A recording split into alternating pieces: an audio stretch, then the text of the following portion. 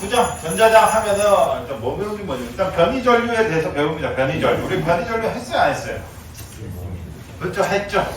근데 이제 전류 파트 하면서 내가 이거 나중에 구장 가서 합니다라고 이제 언급까지 했던 걸로 기억을 하는데 나는 하는데 이제 여러분 기억할지 모르겠고. 네, 그래서 변이전류 하는 게 이제 전도전류랑 변이전류를 했죠. 기억나시죠? 그거 이제 그거에 대해서 이제 잠깐 그거 보고 그다음 맥스웰 뭐 이거는 안 해도 돼. 했잖아 이렇게. 맥스웰 다들 아시는 그 식입니다. 한번 다시 한번 보고 그다음 이제 전자계 해석.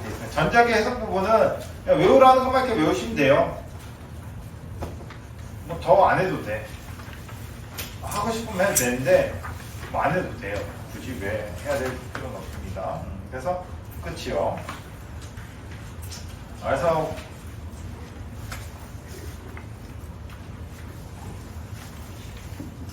구장이 이제 생각보다 이제 저기 옛날에 이제 많이 버렸다고 했죠. 많이 버렸는데 CBT로 나오면서 구장 문제들이 이제 한 2문제씩 나와요. 꾸준히 나오는데 난이도가 어떠냐?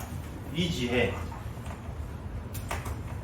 아시겠죠? 그냥 외우라는 것만 외우면 한 3문제 나왔다면 기본 2문제는 일단 맞죠. 아시겠죠? 네. 그러니까 맥스웰은 원래 옛날부터 원래 나왔던 거고, 그거는 해야 되는 거고, 그 외적인 문제, 뭐 전자파 쪽이라든가 변이전류 쪽 문제는 나오는데, 이제요, 뭐 답이 그냥 정해져 있어, 그냥. 네, 그래가지고, 쉽습니다. 그래서 옛날에는 이제 뭐, 많이들 안 했다고, 그 구장 쪽을. 그래서 그냥 버리기 때문에 정답률이 낮으니까, 지금 CBT 컴퓨터는 그런 걸 모르죠. 그렇기 때문에 얘는 어려운 문제도 한번 내는데 막상 까보면 굉장히 쉬운 문제 이런 식으로 많이 나옵니다. 그래서 구장 쪽은 뭐 여러분들 나중에 실제로 저기 CBT 쪽의 문제 풀어보면 알겠지만 그냥 거저먹는 수준이라고 생각하시면 됩니다. 자, 그럼 이제 다시 설명드리면 우리가 전류 밀도 있죠. 전류 밀도. 전류 밀도라고 하는 게 이제 전도 전류 밀도랑 변이 전류 밀도의 합이죠. 그럼 이제 전도 전류를 우리가 E꼴로 나타낼 수가 있었다. 그렇죠? K라고 나타낼 수 있었고, 그다음 변이 전류도 뭘로 나타낼 수가 있었다? 입질로 T분의 D로 나타낼 수가 있어요. 이거 기억하고 계시죠? 그 부분이에요. 까먹었을까봐 한 번 더 하는 거지. 안 까먹었으면 다행이고 까먹었으면 다시 보시면 되고. 자, 그 다음에 이제 보시면 이제 유전체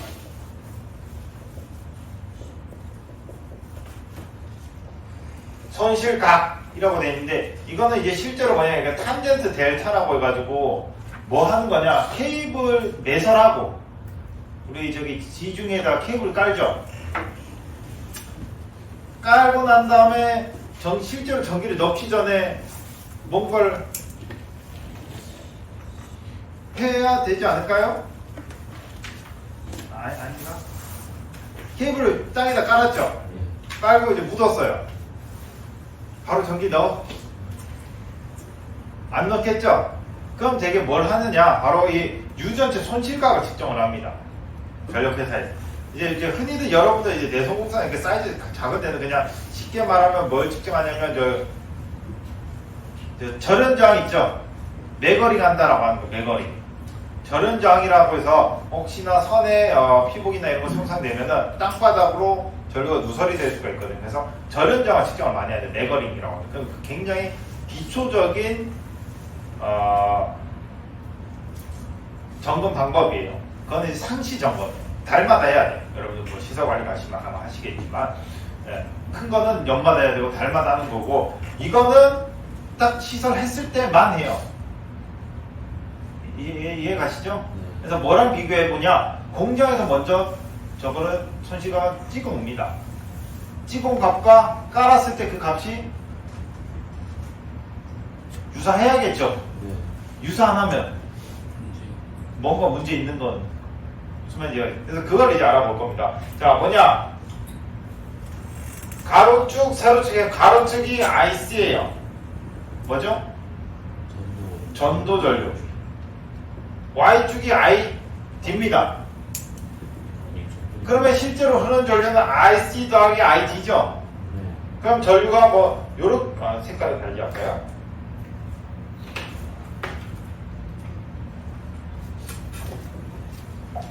그러면 요렇게 흐르는 전류가 있을 수도 있고 또 이렇게 흐를 수 있는 전류가 있다고 칩시다. 그러면 이제 파란 색깔 같은 경우에는 IC는 요 정도죠. 전도 전류는. ID는 크죠. 오케이? 빨간색은 IC는 크고 ID는 작죠. 자, 그럼 다시는 자, IC는 어디에 흐르는 전류야? 도체에 흐르는 전류죠. ID 변이 전류는 유전체에 흐르는 전류라고. 5장에서 했잖아. 자, 여기에 전도 전류가 도체에, 쿠퍼, 구리에 흐르는 전류. 오케이? 구리, 쉽게 말해서 구리. 즉, 도체에 흐르는 전류. 변이 전류는 어디에 흐르는 전류? 유전체에 흐르는 전류. 유전체는 우리가 뭘로 쓴다 했죠? 유전체가 높은 애들 뭘로 쓴다 했죠? 절연체로 쓴다 했잖아. 기억나시죠? 오케이. 자, 그러면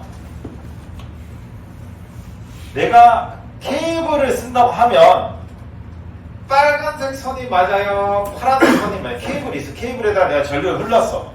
그러면 빨간색 선이 맞아요? 파란색 선이 맞아요? 빨간색 선이 맞죠? 예. 케이블이라고 하는 것은 기본적으로 안에 전선이 있고 밖에를 뭘로? 그치. 요즘은 이제 XLP를 많이 쓰죠. XLP로 절연이 된 절연 물질을 쓴단 말이죠. 절연체. 이해 가시죠? 그래서 만약에 XLP로 흐르는 전류가 많다는 말은 뭔 말이요? 전류가 샌다는 소리지. 이해 가시죠? 예. 그래서 이 각도를 유전체 손실각 델타라고 하고요. 즉 델타가 작으면 뭐에 가까운 거죠? 유전체에 전류가 많이 흐른다는 소리니까 얘는 그 물체는 절연체에 가깝다는 소리지. 이해 가시나요? 그러니까 거의 여기다 딱 붙으면은 뭐예요? 전도 전류는 1도 없고 유전체에만 전류가 흐른다. 이게 이제 콘덴서 같은 애들이죠. 오케이? 걔는 그냥 절연체로만 채워놨잖아, 안에를. 그렇죠? 예. 그러다 보니까 콘덴서 같은 애들을 의미하는 거고. 빨간색처럼 이쪽으로 각도가 유전체 손실각이 크다 라고 하면은 그거는 결국 뭘 의미한다? 도체다라는 걸 의미하는 거죠. 오케이? 똑같은 전류 흘려주더라도 어디에? 전도 전류가 크면 얘는 도체인 거고요. 똑같은 전류 흘려줘도 ID, 즉 변이 전류가 크다라고 하면 얘는 절연체인 거죠. 이해 가시나요? 그래서 이걸 가지고 뭐냐? 이 물체가 도체인지 절연체인지를 판단한다는 거죠. 여러분들 뭐 다 알고 있어요. 그냥 구리나 뭐 철이나 뭐 전류 잘 흐른다. 고무 뭐 나무 잘 안 흐른다. 알고 있잖아요. 어떻게 알고 있는데? 지식으로. 그냥 누군가 그렇게 얘기했으니까 직접 만져본 적은 없을 거 아니에요. 짜릿한 경험을 할 이유는 없겠죠, 굳이. 예, 목숨 걸고. 예. 그래서 뭔가 이렇게 물체나 금속이나 이런 게 있을 거 아니에요. 그런 거를 이제 얘가 도체인지 아니면 절연체인지를 판단할 때 이런 실험을 하는 거죠. 그래서 각도가 어디냐에 따라서 얘가 도체일 수도 있고 절연체일 수도 있는 거죠. 이해가 지금 절연체라는 게 이제 뭐 부도체라는 소리죠. 절로 안 흐르는 거죠. 자, 그걸 의미하는 겁니다. 그래서 델타는 예, 우리가 이제 유전체 손실각이라고 하고 실제로 이제 문제가 나오는 의미는 이해가시죠? 그래서 케이블 같은 게 찍으면 이렇게 떠야 돼요. 유전체를 이제 쓰기 때문에 케이블 같은 게 C가 많아. 기본적으로 C를 많이 포함을 하고 있고요. 예, 이렇게 떠야 되는데 이제 설치를 했어. 근데 포크로 찍어 누르다가 케이블 했는데 막 찍었어. 그럼 어떻게 돼요? 얘 값이 올라가는 거지. ID 쪽에서 크게. 그렇게 되면 힘들게 되는 거지. 네, 그러면 거의 없지만 힘들게 되는 거죠. 네, 그게 이제 유전체 손실각입니다. 그럼 이제 실질적인 문제는 뭐냐? 근데 이 문제는 또 문제로 나오는 건 또 다른 개념이긴 해요. 같은 개념인데 문제는 좀 어려워요. 자, 우리가 IC 같은 경우는 쉬워. IC 같은 거. IC는 그냥 K이죠. 근데 이제 전도 전류란 말이에요. 지금 각도가 직류도 갈 수 있어. 직류도 잘 흐르죠, 도체. 그쵸? 얘는 이제 각도라는 개념이 없어요. 위상각. 위상은 배웠죠, 우리. 사인파가 이런 식으로 파는 이렇게 치잖아. 그쵸? 직류는 그냥 이렇게 가잖아.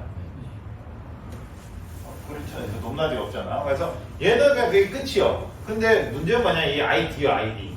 ID는 입실론 DT분의 D2죠. 그럼 이 전개는 누가 만들어?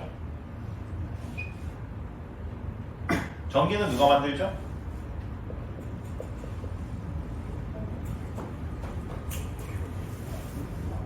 얘가 만들죠? 네? 얘가 만들죠?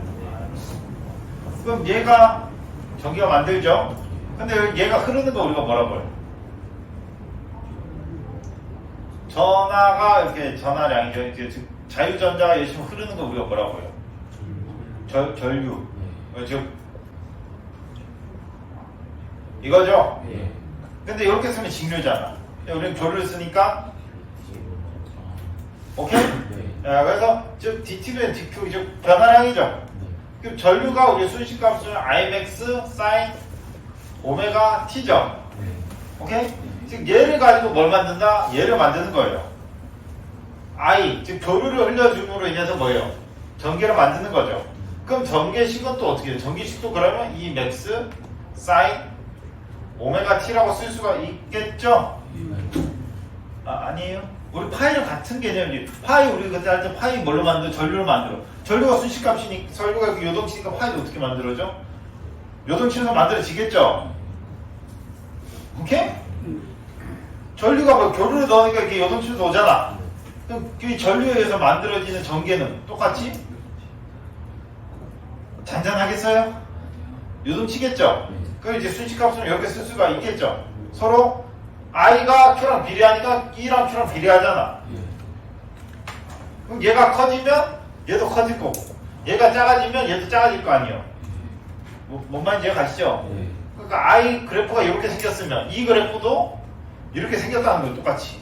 크기는 모르겠지만, 크기는 당연히 다른 걸로 의해서 관련되지만, 크기는 모르겠지만 전류 커지면 E도 커지고, 전류 작아지면 E도 작아지고, 전류 방향 바뀌면 이 방향도 바뀌고. 오케이? 네, 그걸 의미합니다. 그래서 입실론 DT분의 D2가 이 맥스, M은 항상 맥스예요. 맥스 최대값 sin 오메가 T인 거죠.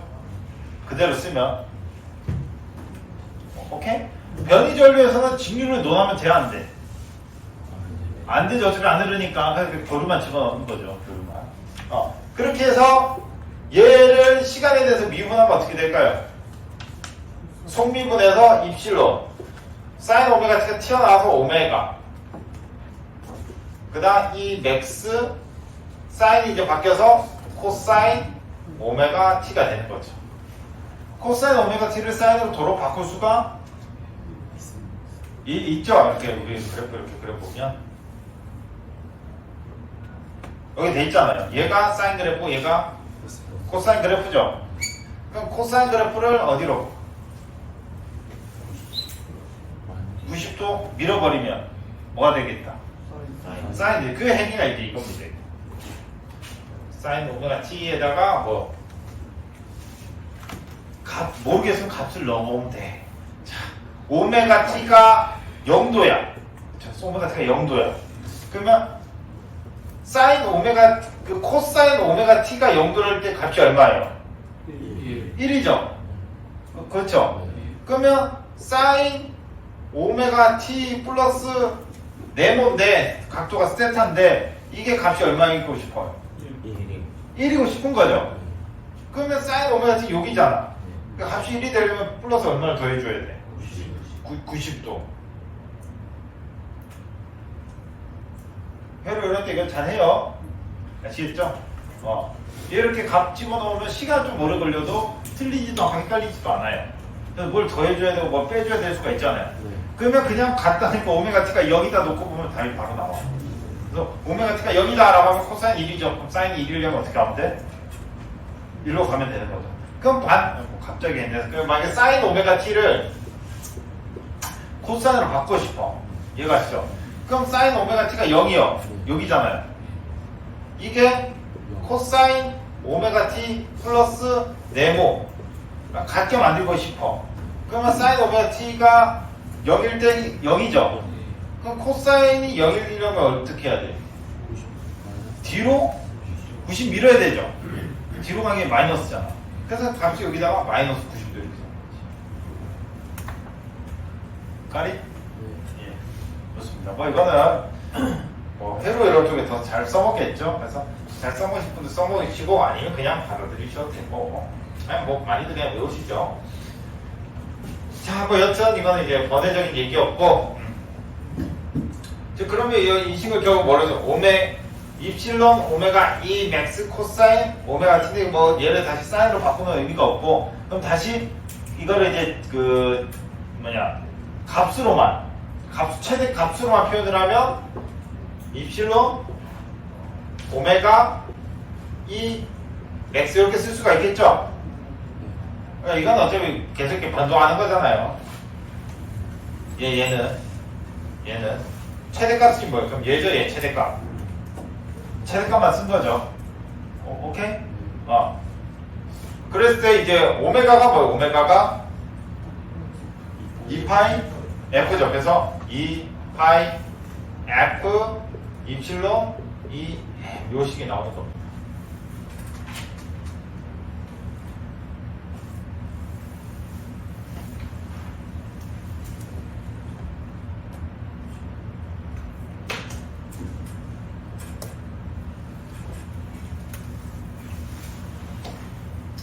됐어요? 여기까지 나왔죠?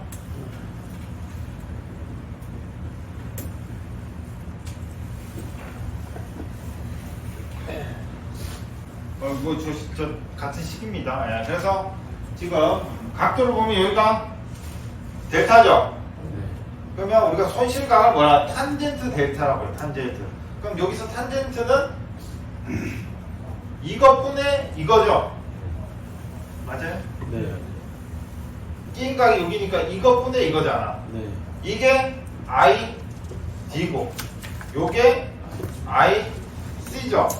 그럼 이제 위에 I지 IC를 구했잖아. 그러면 탄젠트 위에다 쓸까요?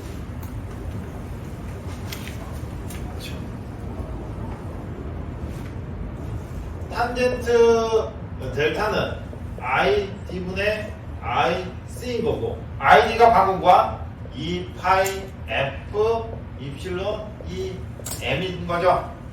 그 다음 IC가 K 2가 되는 거고 오케이? 여기 있는 거 그대로 적은 겁니다. 뭐 새로운 거 적은 건 아니요. 그럼 이 서로 사라지죠? 그럼 결국 뭐만 남는다? 2파이 F 입실론 K를 적어도 되고 뭐 고유정 이렇게 적어도 되고 네? K가 나옵니다. 이게 뭐다? 유전체 손실각이다. 그러면 이제 문제를 잘 나오는 게 뭐냐? 바로 임계 주파수를 많이 물어봅니다. 임계 주파수. 그럼 임계 주파수가 뭐냐? 얘는 도체도 아니고 절연체도 아닌 위치가 어딜까?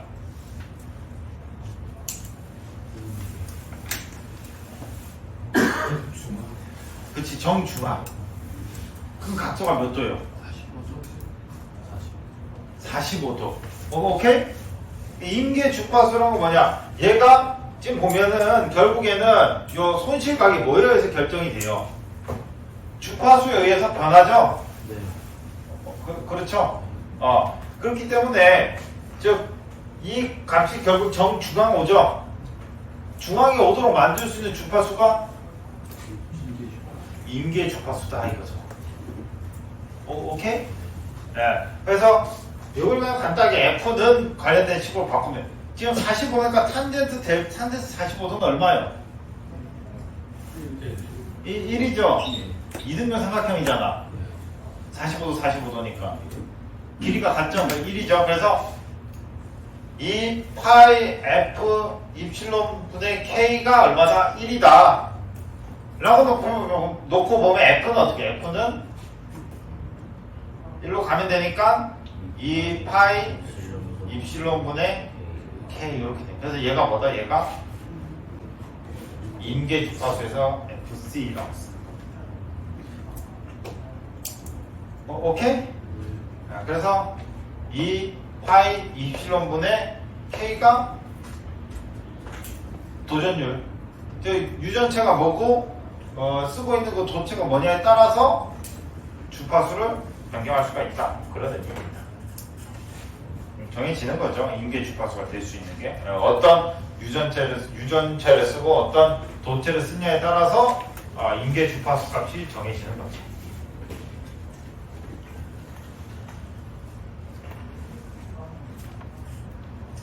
식은 유도가 됐는데 참고로 늦게 말씀드렸는데 저 기사에서밖에 안 나와요.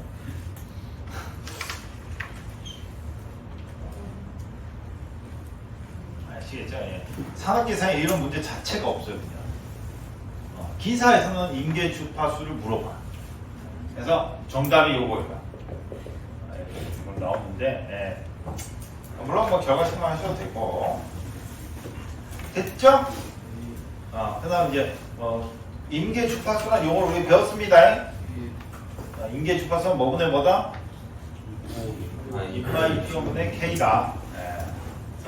탄젠트 델타가 IT분의 IC 가지고 이게 비교를 했습니다. 근데 여기는 이제 이 부분은 이제 하실 분들은 하세요. 뭐 난 모르겠다 하면은 임계 그러니까 유도 과정을 내가 할 수 있으면 하시고 내가 뭐 잘 모르겠는데 하면 임계 주파수는 이거다라는 것만 기억을 해주시면 될 것 같아요.